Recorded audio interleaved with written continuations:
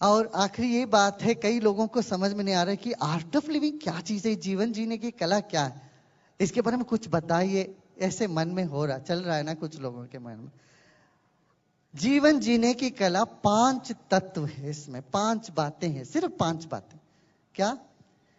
जीवन में सुख आएगा, दुख आता है, सुख आता है। सुख दुख में मन को संभालना, समता में बनाए रखना सबसे पहला पाठ है, पहला तत्व है। ये जरूरी है कि नहीं, बताओ? जरूरी है। अपने मन को संभालना है ना, सुख में चाहे दुख में मन को संभाल के रखना सबसे पहला। विरोधात्मक चीजें होती है, कभी हार कभी जीत, कभी लाभ कभी नुकसान, कभी खुशी कभी गम। ये आते हैं चले जाते हैं, मगर आदमी भीतर से यदि टूट जाता है, मन उसका एकदम बैठ जाता है, तो वह फिर कुछ नहीं कर पाएगा। मन को थामे रखने की कला है ये सबसे पहला पाठ। दूसरा पाठ है जीवन जीने की कला का दूसरा पाठ, जो व्यक्ति जैसा है उनको वैसे स्वीकार करें। हम चाहते हर कोई मेरे जैसे हो,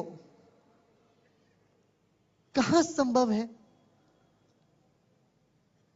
सासू जी चाहती है बहू मेरे जैसे हो, जो मैं कहता हूं वही सही वही माने। बाप समझता बेटे मेरे जैसे ही करे। संघर्ष शुरू हो जाता है घरों में, समाज में। तो मैं कहता हूं जो जैसा है उनको वैसे स्वीकार करें, उनको समय दें बढ़ने के लिए, अपनी रफ्तार से वो आगे बढ़ेंगे। ये दूसरा पार्ट है। तीसरा है, ये चिंता न करें दूसरे व्यक्ति तुम्हारे बारे में क्या सोच रहे हैं। दुनिया में हर आदमी को सोचने का अपना ही एक ढंग है, विचार है। जो जो चाहे सोचने दें आपके बारे में, आप फिक्र मत करो दूसरे व्यक्ति हमारे बारे में क्या सोच रहे हैं। सोच सोच के आप दुखी हो रहे हो। कितने लोग इस तरह से दुखी होते हैं दूसरों के विचारों को देख करके। फालतू है, समय खराब है, इससे जीवन खराब है। जीवन बहुत मूल्यवान है, इसलिए मैं कहूंगा दूसरों के फुटबॉल मत बनिए। ये तीसरी बात। चौथी बात है, जब हमसे भूल होती है तो हम कहते हैं कि हम भूल हो गया जी क्या करें। पर कोई और करता हो तो हम कहते हैं इसने तो जानबूझ के करी। किसी और के भूलों पर हम समझते हैं इसने जानबूझ के करी। सो न करिए, क्षमा करें। ये ना सोचें दूसरा आके हमसे माफी मांगे तब माफ करूंगा। मांगे ना मांगे, अपनी तरफ से सबको माफ कर दो कि आपका मन खाली हो जाएगा, आप खुश रह पाओगे, आप हल्का महसूस करोगे। नहीं तो जिसके ऊपर नफरत है वो दिन रात आपका मगज खाता रहेगा, वो व्यक्ति बैठ के, तुम वैसे हो जाओगे उनके जैसे। इसलिए मैं कहता हूं क्षमा कर दो, माफ कर दो। कोई माफी मांगे बिना भी माफ कर दो, तुम कम से कम अपने मन को बचा लेना। क्षमा ये बहुत बड़ी चीज है, बहुत मुख्य चीज है। जीवन में हमें सुखी रहना हो तो एक क्षमा हमारे जीवन में लानी पड़ेगी हमें। हा? अष्टावक्र महर्षि यही कहते हैं, भाई तुम्हें मुक्ति चाहिए तो दया, क्षमा, आर्जव, सरलता, इसको तुम अमृत जैसे मान के जीवन में बना लो। आप अभी कर सकते हो क्या? देखिए आज तक जिन जिन के तरफ तो आपकी नफरत है, कुछ है, द्वेष है, एक मिनट, एक ही मिनट लगता है उसमें। एक मिनट सोचो, चलो मैं माफ कर दिया सबको। कर सकते हो? कह सकते हो?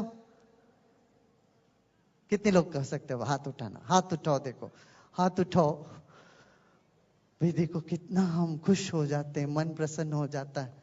अच्छा आपको लगता है मुश्किल है माफ करना, मैं एक और उपाय करूंगा। जब गुरुजी आपके शहर में आते हैं, आपका फर्ज क्या बनता है? दक्षिणा देने की फर्ज बनता है नहीं क्या? जब एक गुरु जी अपने घर में गांव में आते हैं तो हमारा कर्तव्य क्या होता है? गुरु को दक्षिणा देते हैं। मैं दक्षिणा के रूप में आपसे 2 चीज मांगूंगा। एक तो जिससे आपको नफरत है वो नफरत मुझे दक्षिणा में दे देना, उनको जाके मिठाई बांट देना। और दूसरी बात, आपके मन में कोई चिंता सता रहा हो, वो चिंता को भी आप मुझे दक्षिणा के रूप में दे दो। अपनी चिंता मुझे दे दो। यही 2 दक्षिणा मुझे चाहिए। आप मुस्कुराते मुस्कुराते रहो, जीवन में आगे बढ़ो, सेवा के काम में लगो, सबकी सेवा करो। वही ईश्वर पूजा है।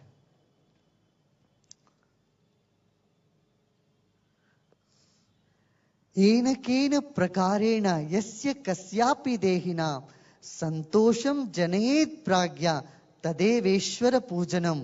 ईश्वर की पूजा क्या है?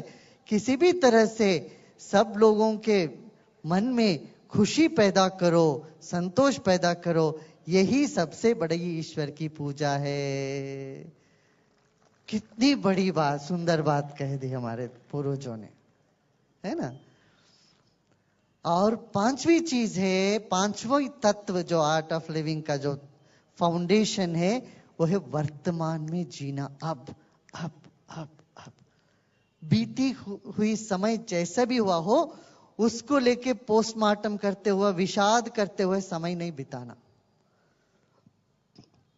हम 70-80% हमारा समय व्यर्थ करते हैं बीती हुई बातों को लेके। वो क्यों हुआ, कैसे हुआ, ये सब इंक्वायरी कमीशन बिठाते रहते हैं हम लोग। इसमें पैसा खर्च, समय बर्बाद, सब बीती हुई समयों को लेके अफसोस करते रहना मूर्खता है। बुद्धिमत्ता यही है, जो बीत गई उससे पाठ सीखा, वर्तमान में खुशी से आगे बढ़े, वर्तमान में जियो। ये जीवन जीने की कला है। अच्छा, आप ये कहोगे गुरुजी ये सब सुनने में अच्छा है, जीवन में उतरना मुश्किल लगता है। तब मैं कहूंगा सुदर्शन क्रिया करो, प्राणायाम करो, देखो कैसे जीवन में ये सहजता से निखर आएगी।